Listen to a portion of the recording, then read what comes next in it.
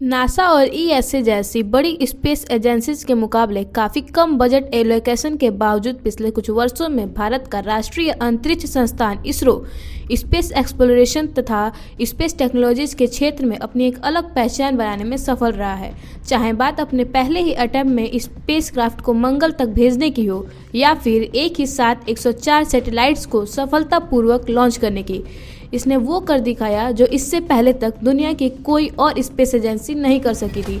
जो बात इसरो को नासा तथा ईएसए जैसी दुनिया की अन्य स्पेस एजेंसी से अलग बनाती है, वो है इसके कम लागत में स्पेस एक्सप्लोरेशन को अंजाम देने की क्षमता। आमतौर पर स्पेस एक्सप्लोरेशन को एक कॉस्टली अफेयर माना जाता है, क्योंकि किसी भी स्पेस एक्सप्लोरेशन प्रोजेक्ट को अंजाम देने में काफ़ी पैसे खर्च होते हैं। यही कारण है कि आपको बहुत ज़्यादा स्पेस प्रोजेक्ट्स के बारे में सुनने को नहीं मिलता। पर पिछले कुछ सालों में इसरो ने पूरी दुनिया को ये दिखाया कि कैसे कम बजट में भी स्पेस प्रोजेक्ट्स को सफलतापूर्वक अंजाम दिया जा सकता है।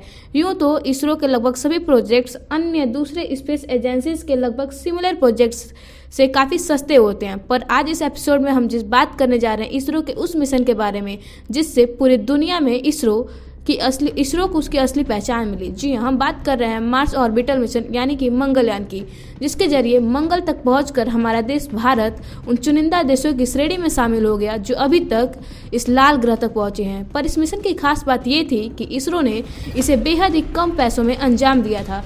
ये कितना सस्ता था इसका अंदाज़ा आप केवल इस बात से ही लगा सकते हैं कि इस मिशन की कुल लागत थी मात्र $74 मिलियन, जबकि लगभग उसी समय मंगल पर ही जाने के लिए नासा द्वारा छोड़े गए मेवन स्पेसक्राफ्ट की लागत थी कुल $672 मिलियन। हॉलीवुड की ग्रेविटी जैसी फिल्मों की लागत भी $100 मिलियन से कहीं ज़्यादा होती है। ऐसे में इससे भी कम लागत में एक स्पेसक्राफ्ट को मंगल ग्रह पर भेज देना इसरो की एक बेहद ही बड़ी उपलब्धि थी। पर सवाल ये उठता है कि इसरो ने आखिर ये किया कैसे, यानी कि नासा के मेवन मिशन से कम लागत तथा उसमें इस्तेमाल किए गए तकनीकों से इंफीरियर तकनीक होने के बावजूद आखिर इसरो अपने इस मिशन को इतने सस्ते में अंजाम देने में किस तरह से सफल रहा। आज के एपिसोड में हम इन्हीं सवालों के जवाब देंगे और जानेंगे कि हमारा मंगलयान आखिर मंगल ग्रह तक पहुंचा कैसे। तो चलिए शुरू करते हैं आज का ये एपिसोड। किसी भी स्पेसक्राफ्ट को मंगल तक भेजने के लिए सबसे पहले उसे पृथ्वी के अपने ग्रेविटेशनल फील्ड से बाहर निकालना होता है। स्पेसक्राफ्ट जितना ज़्यादा भारी होता है उसे पृथ्वी के ग्रेविटेशनल फील्ड से बाहर भेजने के लिए हमें उतने ही ज़्यादा पावरफुल रॉकेट की ज़रूरत होती है। उसके बाद हमें इंतजार करना पड़ता है एक परफेक्ट समय का। दरअसल पृथ्वी और मंगल अलग अलग स्पीड से तथा अलग अलग ऑर्बिट में सूर्य का चक्कर लगाते हैं, इसलिए कभी वो एक दूसरे से काफ़ी ज़्यादा दूर हो जाते हैं और कभी एक दूसरे के काफ़ी पास। हर एक 26 महीनों के बाद वो समय आता है जब पृथ्वी तथा मंगल एक दूसरे के सबसे नज़दीक होते हैं। इस कारण किसी स्पेसक्राफ्ट को पृथ्वी से मंगल तक भेजने के लिए ये बिल्कुल परफेक्ट समय होता है, क्योंकि इस समय हम सबसे कम ईंधन का इस्तेमाल करके भी स्पेसक्राफ्ट को मंगल तक भेज सकते हैं। उसके बाद अगला स्टेप होता है स्पेसक्राफ्ट को वो पाथ तय करना जिसे फॉलो करके वो मंगल तक पहुंचेगा। हम जानते हैं कि पृथ्वी तथा मंगल दोनों अलग अलग स्पीड से सूर्य का चक्कर लगाते हैं, इसलिए लॉन्च करते समय हम अपने स्पेसक्राफ्ट का टारगेट पोजीशन मंगल के उस समय के पोजीशन को नहीं रखते हैं, बल्कि उसके उस पोजीशन को रखते हैं जहां वो महीनों के बाद होगा। इस खास तरह के ऑर्बिट को होम एंड ट्रांसफर ऑर्बिट कहा जाता है। ऐसा क्यों करते हैं, इसे आप एक साधारण उदाहरण से समझ सकते हैं। अगर आपको एक हवाई जहाज को शूट करना हो जो तेज गति से हवा में उड़ रहा हो, तो आप क्या करेंगे? क्या आप उसके करंट पोजीशन पर गोली चलाएंगे? जी नहीं, क्योंकि वो तेज़ गति से उड़ रहा है। अगर आप ऐसा करते हैं तो जब तक आपकी गोली उस तक पहुंचेगी तो वो काफ़ी आगे निकल चुका होगा, इसलिए इसे उड़ाने के लिए आपको उसके उस पोजीशन को टारगेट करना होगा जहां वो कुछ सेकंड बाद पहुंचेगा। बिल्कुल यही प्रिंसिपल हम स्पेसक्राफ्ट को मंगल ग्रह पर भेजने के समय भी फॉलो करते हैं। एनीवे, इस बात का भी डर रहता है कि हमारा स्पेसक्राफ्ट मंगल तक पहुंचने के रास्ते में ही कहीं भटक न जाए, इसलिए इस बात को इंश्योर करने के लिए कि ऐसा ना हो हमें ज़रूरत होती है थ्रस्ट की, ताकि अगर हमारा यान अपना रास्ता भटक जाए तो हम उसे एक बार फिर से सही रास्ते पर ला सकें। सबसे पहले बात करते हैं उस समय छोड़े गए नासा के मेवन मिशन की, जिसकी कुल लागत $672 मिलियन थी, जो कि हमारे इसरो द्वारा छोड़े गए मंगलयान की लागत से लगभग 10 गुना ज़्यादा थी। चूँकि इसका मूल मकसद मंगल के एटमॉस्फेयर के बारे में पता लगाना था, ये कई स्पेसिफिक इक्विपमेंट्स अपने साथ ले जा रहा था, जिसके कारण इसका साइज तथा मास हमारे मंगलयान से कहीं ज़्यादा था। अगर तुलनात्मक दृष्टि से देखें तो मेवन के बॉडी का मास लगभग 2500 केजी था, जबकि हमारे मंगलयान के बॉडी का मास मात्र 1337 केजी था। ये भी एक बड़ा कारण है मेवन के महंगे होने का। और एक एरिया जहां इसरो ने अपने काफ़ी पैसे बचाए वो था फ्यूल कंजप्शन। नासा के मेवन को एटलस 5 रॉकेट से लॉन्च किया गया था, जो 7000 केजी तक के मास को सीधे जियो स्टेशनरी ट्रांसफर ऑर्बिट में पहुंचाने में सक्षम है। चूँकि मेवन का मास केवल 2500 केजी ही था, 18 नवंबर 2013 को पृथ्वी से लॉन्च किए जाने के बाद ये तुरंत पृथ्वी के ग्रेविटी फील्ड से निकलकर सीधे मंगल के ओर जाने वाले रास्ते पर निकल गया।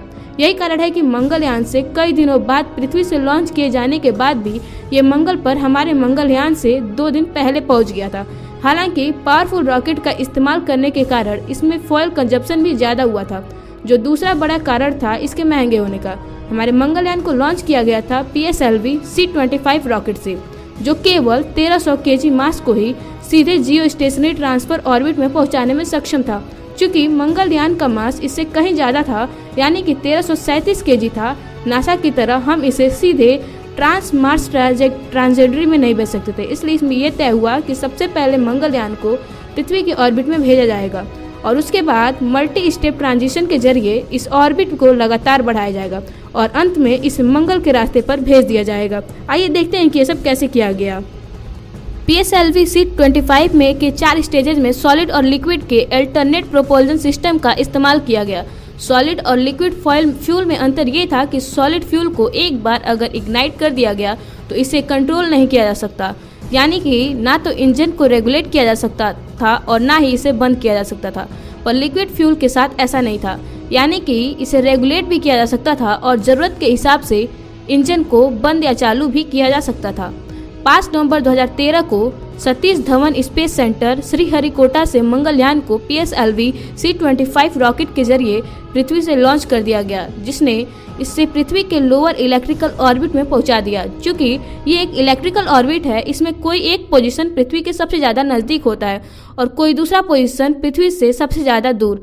जो पोजीशन पृथ्वी के सबसे ज़्यादा नज़दीक होता है उसे पेरिजी कहा जाता है, जबकि जो पोजीशन पृथ्वी से सबसे ज़्यादा दूर होता है उसे एपोजी कहा जाता है। कोई सैटेलाइट जब एक बार इस ऑर्बिट में पहुंच जाता है तो वह खुद ब खुद ही इस ऑर्बिट में पृथ्वी का चक्कर लगाने लगता है। इसके लिए उसे किसी एडिशनल फ्यूल या एनर्जी की जरूरत नहीं होती। ये बिल्कुल उसी तरह है जैसे पृथ्वी अपने ऑर्बिट में सूर्य का निरंतर चक्कर लगाती रहती है बिना किसी एक्सटर्नल एनर्जी के। पर क्या इस ऑर्बिट में एक सैटेलाइट के चक्कर लगाने की स्पीड एक जैसी ही रहती है? जी नहीं, दरअसल इसकी स्पीड कम होती है जब ये पृथ्वी से दूर होता है और इसकी स्पीड बढ़ जाती है जब ये पृथ्वी के नज़दीक आता है। ऐसा इसलिए होता है क्योंकि जब ये नज़दीक आ रहा होता है तो पृथ्वी की ग्रेविटी भी इसे अपनी तरफ खींचती है, जिसके कारण इसकी स्पीड पहले से बढ़ जाती है। इसलिए ऑर्बिट जितना ज़्यादा एलिप्टिकल होगा, सैटेलाइट की स्पीड उतनी ही ज़्यादा बढ़ती जाएगी। इसरो ने इसका फ़ायदा उठाया। मंगलयान जब पेरिजी पर होता था तो इसकी स्पीड मैक्सिमम होती थी, इसलिए इस पॉइंट पर जब इसके इंजन को चालू करके इसे हल्का पुश कर दिया जाता था तो ये पहले से कहीं ज़्यादा डिस्टेंस ट्रेवल करता था, जिसके कारण इसका एलिप्टिकल ऑर्बिट पहले से ज़्यादा बड़ा होता जाता था। जैसा कि मैंने पहले ही बताया, ज़्यादा बड़ा एलिप्टिकल ऑर्बिट होने का मतलब होता है कि जब ये पेरिजी पर आएगा तो इसकी स्पीड पहले से कहीं ज़्यादा होगी। 5 नवंबर से लेकर 16 नवंबर तक इसरो ने 5 बार बिल्कुल यही प्रक्रिया दोहराकर इस इलेप्टिकल ऑर्बिट को और आगे बढ़ाया, जिसके कारण मंगलयान की स्पीड लगातार बढ़ती रही। 5वीं बार जब उन्होंने ये प्रक्रिया दोहराई तो मंगलयान की स्पीड करीब 11 किलोमीटर प्रति सेकंड तक पहुंच चुकी थी, जो कि पृथ्वी के एस्केप वेलोसिटी के काफ़ी नज़दीक था। चूँकि पृथ्वी की एस्केप वेलोसिटी होती है 11.186 किलोमीटर पर सेकेंड, इसे पृथ्वी के स्फीयर ऑफ ग्रेविटी से निकालने की ज़रूरत थी एक फाइनल पुश की। इसलिए जब इसरो ने अगली बार इसके इंजन चालू किया तो ये पृथ्वी के स्फीयर ऑफ ग्रेविटी से निकलकर मार्स ट्रैजेक्टरी में पहुंच गया। अब इसे अपना ईंधन इस्तेमाल करने की कोई ज़रूरत नहीं थी, क्योंकि सूर्य की ग्रेविटी इसे खुद ब खुद मंगल की ओर ले जाने के लिए काफ़ी थी। जिस रास्ते पर मंगलयान चल रहा था वो उसे कुछ महीनों बाद मंगल के ऑर्बिट में पहुंचाने वाला था। इसलिए वैज्ञानिकों के लिए ये वक्त था इंतजार का। अब उन्हें केवल ये ध्यान देना था कि मंगलयान कहीं अपना रास्ता न भटक जाए या फिर इसकी स्पीड कहीं इतनी ज़्यादा या कम ना हो कि ये मंगल को मिस कर जाए। अगर इसकी स्पीड कम होती तो उन्हें इसके इंजन को चालू करके इसके स्पीड को बढ़ाना था ताकि वो मंगल के ऑर्बिट में ही सही सलामत पहुंच जाए। और अगर इसकी स्पीड इतनी ज़्यादा होती कि ये मंगल से आगे निकल जाता तो इसे उल्टा करके इसके इंजन को चालू करना था ताकि इसका स्पीड को कम किया जा सके और ये मंगल के ऑर्बिट को पहुंच सके। इसरो के वैज्ञानिकों ने पाया कि मंगलयान जिस स्पीड से जा रहा था उससे वो मंगल से कहीं आगे निकल जाता, इसलिए उन्होंने इसे उल्टा करके इसके इंजन को चालू किया जिससे कि इसकी स्पीड कम हुई और 24 सितंबर 2014 को हमारा मंगलयान मंगल के ऑर्बिट में सही सलामत पहुंच गया।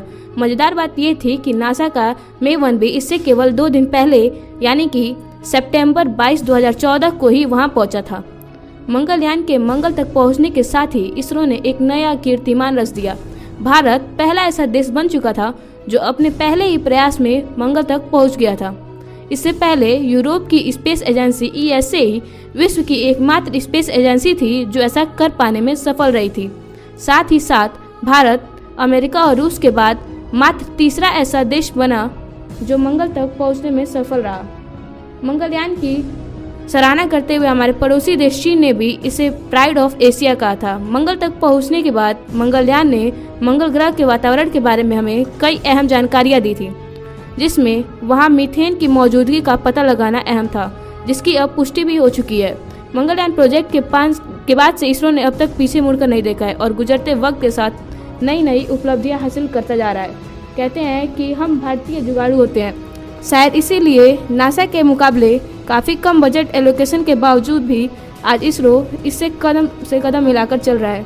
ये तो थी इसरो के मंगलयान की कहानी, पर भविष्य में इसरो कई अनेक स्पेस मिशंस को भी अंजाम देने वाला है, जिनमें चंद्रयान 2 तथा आदित्य L1 अहम है। पर इन मिशंस के बारे में हम किसी और एपिसोड में जानेंगे। Thank you.